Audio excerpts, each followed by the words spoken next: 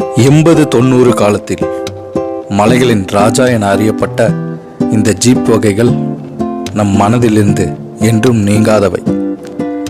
குறிப்பாக மலைகளில் மூணார், ஊட்டி, கொடைக்கானல், கேரள மாநிலம் எல்லாவற்றிலும் இந்த ஜீப் தான் பிரமாதமான பயணம் செய்தது.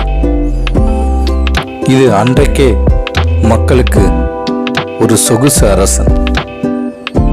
அதாவது தேயிலை தோட்டத்திலும் கரடுமுரடான சாலைகளிலும் சாலையே இல்லாத இடங்களிலும் இந்த ஜீப் பயணம் மேற்கொண்டது. இதனால் அங்கு வாழும் மக்களுக்கு இது ஒரு பெரிய வாழ்வாதாரமாக மாற்றப்பட்டது. அன்றிருந்த தயாரிப்பு முறையும் அதனுடைய சஸ்பென்ஷனும் வியக்க வைக்கிறது. இன்றோ எண்ணிலடங்கா மாடல்கள் வந்தாலும் பழைய கமாண்டர்கள் நினைவு மனசை விட்டு நீங்கவில்லை. தேயிலை தோட்ட பணியாளர்கள் அதில் அவரவர்கள் காடுகளுக்கு செல்ல ஜீப்பை பயணம் மேற்கொள்வார். காட்டுக்குள்ளும் கரடுமுரடான சாலைகளிலும்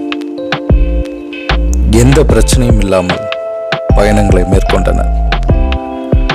மலைப்பகுதிகளில் இதில் ட்ரக்கிங் செய்யும் இளைஞர்கள் இன்று வரைக்கும் உள்ளனர்.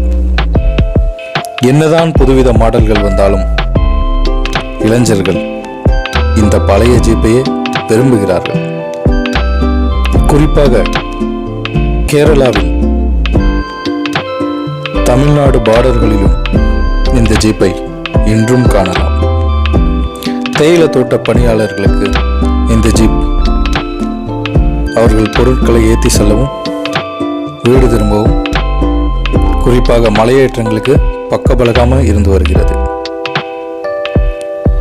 இதில் பயன்படுத்தப்பட்ட டீசல் இன்ஜின் இன்று எத்தனையோ BS6 போன்ற அப்டேட்கள் வந்தாலும் அன்றிருந்த இன்ஜினை இன்று வரை மறக்க முடியவில்லை.